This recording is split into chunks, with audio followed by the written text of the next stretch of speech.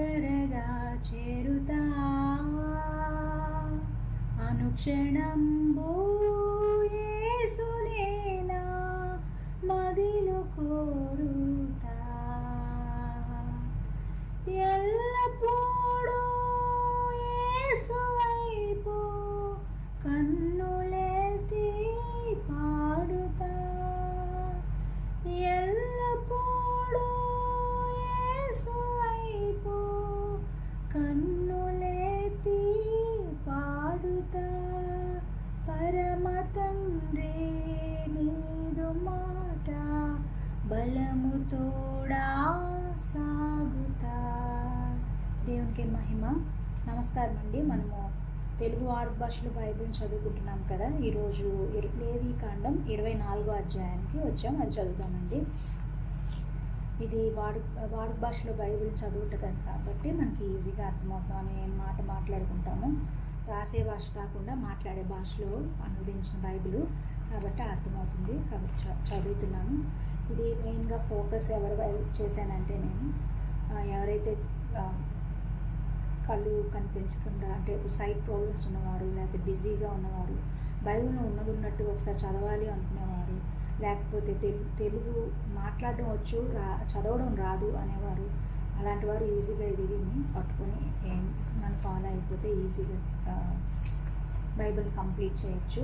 Once ఒకసారి మనం బైబిల్ని చదవడం వల్ల దానిలో ఉన్న మర్మాలను చాలామంది మనకి ప్రీచర్స్ సేవకులు ఉన్నారు, వారిది మనం వినడం వలన ఇంకా ముందుకి ఇంకా దేవుని లోతుగా తెలుసుకోగలము. నేనైతే బైబిల్ని ఉన్నట్టుగా చదువుతున్నాను తెలుగులో.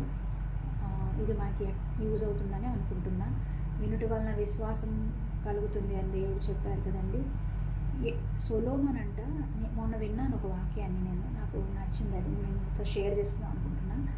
సొలొమోను దావీదు కుమారుడైన సొలొమోన్కి ఎంతో రిచ్ కింగ్, అలాగే వైజ్ కింగ్, తను చాలా తెలివైన రాజు, అలాగే చాలా ఎక్కువ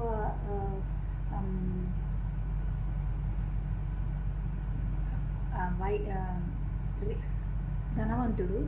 కానీ లాస్ట్లో ఆయన పడిపోయాడు కదండి. దావీదులాగా నించోకుండా తన ఆత్మీయ జీవితంలో తను పడిపోయాడు.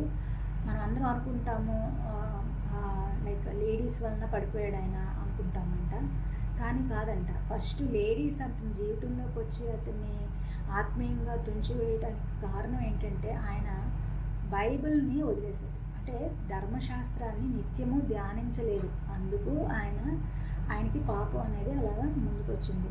మనకి ఇంకోటి నాకు గుర్తొస్తుందండి ఇప్పుడే. ఏంటంటే మనకి సర్వాంగ కవచాలు ఉన్నాయి కదా, దానిలోని 2 నేను చెప్పాలనుకుంటున్నాను. ఒకటి స్వార్డ్, కత్తి, అది కత్తి అనేది ఒకటి, అండ్ షీల్డ్, కవచం అనేది ఒకటి. ఆ రెండింటి గురించి నేను ఈ మధ్యకాలంలో విన్నాను. అది స్వార్డ్, కత్తి, ఖడ్గము, వాక్యం అనే ఖడ్గం ఎందుకు అని అంటే యాక్చువల్లీ సైతానికి మన మీద అధికారం లేదండి. ఒకసారి ఆలోచించండి, దేవుడు పార్టికల్ మన దానిలో ఉంది, అంతేనా? మన బాడీలో మనం జీవంగా ఉన్నామంటే దేవుడు జీవం ఊదడం వలన మనం జీవంగా పుట్టాం. అంటే దేవుడు మనల్ని టచ్ చేశారు, మన ముక్కులోంచి ఊదితే మనం పుట్టాం కదా. అంటే ఒక మాట ద్వారానే ఇంత పెద్ద అంటారు విశ్వం ఏర్పడింది ఒక మాట ద్వారా. అలాంటిది మరి టచ్ వలన లేకపోతే ఆయన జీవం వలన ఒక జీవి ఉద్భవించిందంటే ఆ జీవి ఎంత పవర్ఫుల్ అవ్వాలండి, అంతే కదా. ఒక వర్డ్ వలన, ఒక వాక్యం వలన ఈ భూమి కమ్ము అంటే వెలుతురు ఇవ్వు అంటే వచ్చేసాయి కదా. అంత పెద్ద పెద్ద సైన్స్ ఇప్పటికీ వాటిని డిస్కవర్ చేస్తానే ఉంది. అలాంటిది 6వ రోజు ఒక మనిషిని సృష్టించడానికి దేవుడు ఫస్ట్ మట్టిని ముట్టుకున్నాడు. ఆ మట్టితో ఒక ఆకారాన్ని చేశాడు. అంటే ఎంతోసేపు ఆయన ముట్టుకున్నారు. తర్వాత ఆయన నోట్లో నుంచి జీవాన్ని మనలోకి ఊదితే మనం మానవుడిగా అంటే ఎంత పవర్ఫుల్గా దేవుడు మనం సృష్టించాడు తెలుసా అండి. చాలాసార్లు మనం డిప్రెషన్కి వెళ్ళిపోయి మనకి ఏం లేదు, మనం ఎందుకు పనికిరాము, మనల్ని తుచ్చమైనగా, నీచమైనగా అని అనుకుంటున్నాం కానండి, దేవుడు మనల్ని చాలా ఉన్నతంగా సృష్టించాడు. ఆ ఒక్క వర్డ్లో నాకు అలా అనిపించింది. అందుకే చెరూబులు, కెరూబులు అసలంట ముగ్గురు దేవదూతల గురించి మనం ఆలోచిస్తే ఒక ఒక పెద్ద అంటే దేవదూత అంటే ఏదో చిన్న ఉండి రెక్కలుండే మనిషి అలా ఉండరండి. దేవదూతలు జైంట్స్ ఉంటారు. ఒక దేవదూత, మిఖాయిల్ అనే దేవదూత ఎప్పుడు ఫైట్ చేసి అంటే గార్డెన్ అంటే ప్రొటెక్ట్ చేసే దేవదూత. లూసిఫర్ అనే దేవదూత దేవుడికి ఎదురుగా ఉండి ఎప్పుడు స్తుతిస్తూ ఉండే దేవదూత అంటే ఆవిడ, ఆ దేవదూత కదా. అలాగే గాబ్రియేలు మెసెంజర్, అంటే మనకి ఏదైనా ఇన్ఫర్మేషన్ ఇక్కడ నుంచి అక్కడికి ఇవ్వాలంటే గాబ్రియేల్. ఈ 3 విషయాలు మనకు తెలిసిందే కదండి. అలా చాలామంది దేవదూతలు ఉంటారు. అందరికీ జెలస్ స్టార్ట్ కొంత ఒక టైప్ ఆఫ్ ఒక తెగ దేవదూతలకి జెలస్ స్టార్ట్ అయిందంట. దానిలో లూసిఫర్ అనేవాడు ఒక అధికారి. దేవుడికి ఎదురుగా ఉండి దేవుడు ప్రసన్నతను, అంటే ఇక మిఖాయేలు, గాబ్రియేలు అయితే అటు ఇటు తిరుగుతారు. ఈ లూసిఫర్ అనే దేవదూత అయితే దేవుడికి ఎదురుగా ఉండి రోజు స్తుతించడమే ఆవిడ పని. ఆ లూసిఫర్కి జెలస్ వచ్చిందంట. అది ఎందుకు జెలస్ వచ్చింది అంటే, వాళ్ళకన్నా పవర్ఫుల్గా ఒక జీవాన్ని, దాని మనిషి అని పేరు పెట్టి చేశారని జెలస్. ఆ జెలస్కి మనిషికి చీట్ చేసి మనిషిని అటాక్ ఇప్పటికీ చేయడానికి ట్రై చేస్తుంది. కానీ డైరెక్ట్ అటాక్ చేయలేదు. ఎందుకంటే గాడ్లీ బీయింగ్లో ఉన్నాం మనం. దేవుడు పార్టికల్ మనలో ఉంది కాబట్టి అవన్నీ ఎదురెదురుగా ఉండి స్తుతించడమే తప్ప దేవుడు పార్టికల్స్ లేవు. దేవుడి అంటే ఇప్పుడు ఈ సైతాను అనే వ్యక్తి ఎదురుగా ఉండి మనిషి దేవుడితో ఎప్పుడు స్తుతి చేస్తేనే సైతాను చేసిన వాటికి అమ్మో సైతాన్ పవర్ఫుల్ ఏమో అనిపిస్తుంది కదా. దేవుడు పార్టికల్లే మనలో ఉన్నప్పుడు మనం పవర్ఫుల్ అవుతాం, కాకపోతే మనకు తెలియదు. ఓకే, ఇప్పుడు నేను స్వాడ్ గురించి, వాక్యం అనే ఖడ్గం గురించి మాట్లాడాలనుకున్నాను కదండి. అక్కడ నేను అనలైజ్ చేస్తే సైతానికి అసలు పవరే లేదండి. దేవుడి దగ్గరికి వచ్చే పవర్ లేదు. అంటే దేవుడు పార్టికల్స్లో ఉన్నాం కదా మనము, మనల్ని ముట్టే పవర్ లేదు సైతానికి. మరి ఈ కష్టాలన్నీ ఎందుకు వస్తున్నాయ్యా అని అంటేనంట, ఏది వీక్ ఉందో అక్కడ అగ్నిబాణాలు వేస్తాడంట దూరం నుంచి లూసిఫర్, సైతాన్. అగ్నిబాణాలు వేసినప్పుడు దేవుడు, మనం తప్పు చేసాం కదా, మనం కిందకి భూమి మీదకి వచ్చేసాం కదండి, అయినా దేవుడు మనకు సర్వాంగ కవచాన్ని ఇచ్చి పంపించాడు. ఎందుకంటే మనం దేవునికి అంత ఇష్టం. ఆ కవచంలో 2 కవచాలు ఏంటండి? వాక్యం అనే ఖడ్గం, విశ్వాసం అనే డాలు, షీల్డ్. ఆ 2 ఆలోచిస్తే అంటే ఎక్కడి నుంచో బాణాలు వదిలే పరిస్థితే తప్ప ముట్టుకునే పరిస్థితి లేదండి సైతానికి మానవుడిని. ఓకే, సో ఎక్కడి నుంచో బాణం వేసినా నువ్వు సరిగ్గా చూసుకొని అలర్ట్గా ఉండు అని చెప్పడానికి దేవుడు వాక్యం అనే ఖడ్గాన్ని ఇచ్చాడంట. అంటే ఎప్పుడైనా మనకి ఏదైనా డిప్రెషన్ కానీ, ఏదైనా కష్టకరంగా అనిపించడం కానీ, ఏదైనా పాపపు జీవితంలోకి వెళ్ళిపోతున్నాము, దిగజారిపోతున్నాము అన్నప్పుడు వాక్యం అనే ఖడ్గం, అంటే అలాంటి అగ్నిబాణం కానీ సైతాన్ని వేసినప్పుడు వాక్యంతో దాన్ని ఛేదించాలి. అందుకే వాక్యం అనేది చాలా ఇంపార్టెంట్.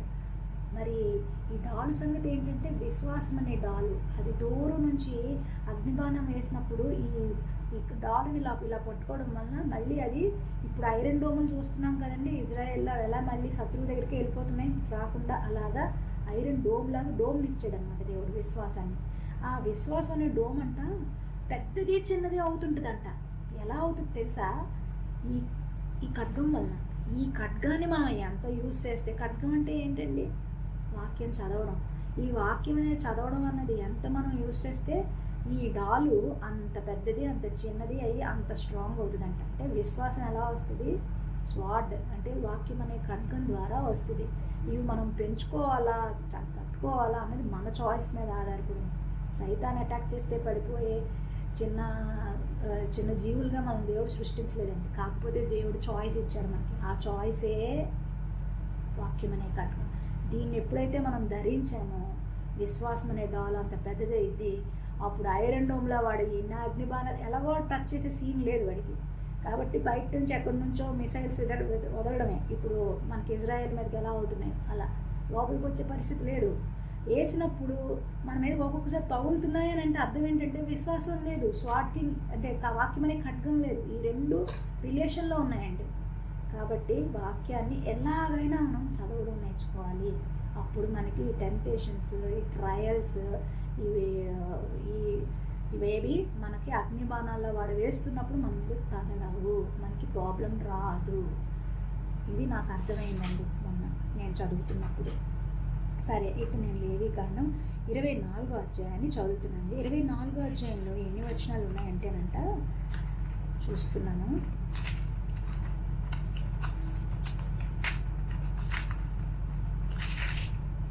24వ అధ్యాయంలో 23 వచనాలు కనిపిస్తున్నాయండి. ఈ 23 వచనాలు దేని గురించి చెప్తున్నాయంటే,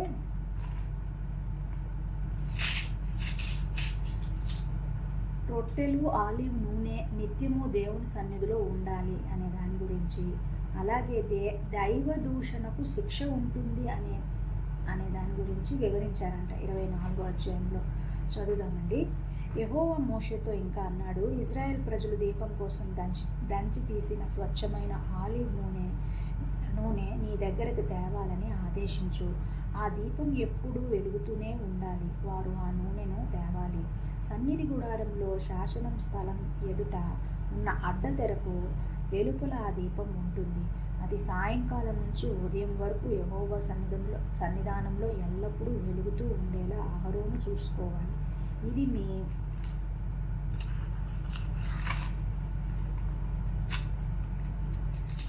మీ తరతరాలకు ఎప్పటికీ నిలిచి ఉండే చట్టం. యెహోవా సన్నిధానంలో ఉన్న మేలిమి బంగారం సప్త దీపస్తంభం మీద ఆ దీపాలను ఎల్లప్పుడూ అతడు చూచుకోవాలి. నీవు గోధుమ పిండిలో 12 భక్ష్యాలు వండాలి. ఒక్కొక్క భక్ష్యానికి 2 కిలోగ్రాముల పిండిని ఉపయోగించాలి. ఆ భక్ష్యాలు యెహోవా సన్నిధానంలో ఉన్న మేలిమి బంగారు బల్ల మీద 2 వరుసలుగా ఉంచాలి. ఒక్కొక్క వరుసలో 6 భక్ష్యాలు ఉండాలి. ఒక్కొక్క వరుసలో స్వచ్ఛమైన సాంబ్రాణిని ఉంచాలి. అది ఆ భక్ష్యాలకు స్మృతి చిహ్నంగా యెహోవాకు చేసిన హోమంగా ఉంటుంది. యాజీ ప్రతి విశ్రాంతి దినము యెహోవా సన్నిధానంలో క్రమంగా అదంతా పెట్టాలి. ఇది నిత్యమైన ఒడంబడిక ప్రకారం ఇజ్రాయేల్ ప్రజలకు ఇవ్వవలసింది. ఆ భక్ష్యాలు అహరోనుకు అతని సంతతి వారికి చెందాలి. వారు ఒక పవిత్రమైన చోట వాటిని తినాలి. నిత్యమైన చట్టం ప్రకారం యెహోవాకు చేసే హోమాలలో అది అతి పవిత్రం. ఇజ్రాయెల్ స్త్రీకి ఈజిప్టు వాడికి పుట్టిన కొడుకు ఉండేవాడు. అతడి తల్లి పేరు షెలోమేత్. ఆమె దాను గోత్రికుడైన దిబ్రీ కూతురు. ఆ ఇజ్రాయెల్ స్త్రీ కొడుకు ఇజ్రాయెల్ ప్రజల శిబిరంలోకి వెళ్ళి ఇజ్రాయెల్ మనిషితో పోరాడాడు. ఆ ఇజ్రాయెల్ స్త్రీ కొడుకు యెహోవా పేరును శపించి దూషించాడు. వారు అతన్ని మోషే దగ్గరికి తీసుకుని వచ్చారు. అతడి విషయం యెహోవా ఆజ్ఞ జారీ చేసే వరకు వారు అతన్ని కావలిలో ఉంచారు. యెహోవా మోషేతో ఇలా అన్నాడు, దూషించిన వాణ్ణి శిబిరం వెలుపలికి తీసుకొని పో. వాడి దూషణ విన్నవారంతా వాడి తల మీద చేతులు ఉంచాలి. సమాజమంతా వాణ్ణి రాళ్ళు రువి చంపాలి. అప్పుడు నీవు ఇజ్రాయెల్ ప్రజలతో ఈ విధంగా చెప్పాలి, తన దేవుని దూషించిన వాడు తన అపరాధాన్ని భరించాలి. యెహోవా పేరును శపించిన వాడు మరణశిక్షకు గురి కావాలి. సంఘమంతా అలాంటి వాణ్ణి రాళ్ళు రువి చంపాలి. విదేశీయుడు కానీ స్వదేశీయుడు కానీ యెహోవా పేరును దూషిస్తే వాడు మరణశిక్షకు గురి కావాలి. మనిషిని హత్య చేసిన వాడెవడైనా మరణశిక్షకు గురి కావాలి. జంతువులు చంపిన వాడెవడైనా ప్రాణాలకి బదులు ప్రాణం ప్రకారం దాని నష్టాన్ని చెల్లించాలి. ఎవడైనా సాటి మానవుని గాయం చేస్తే వాడు చేసినట్టే వారికి చేయాలి. ఎముక విరగగొడితే వాడి ఎముక విరగొట్టాలి. కంటికి కన్ను, పంటికి పన్ను పోగొట్టాలి.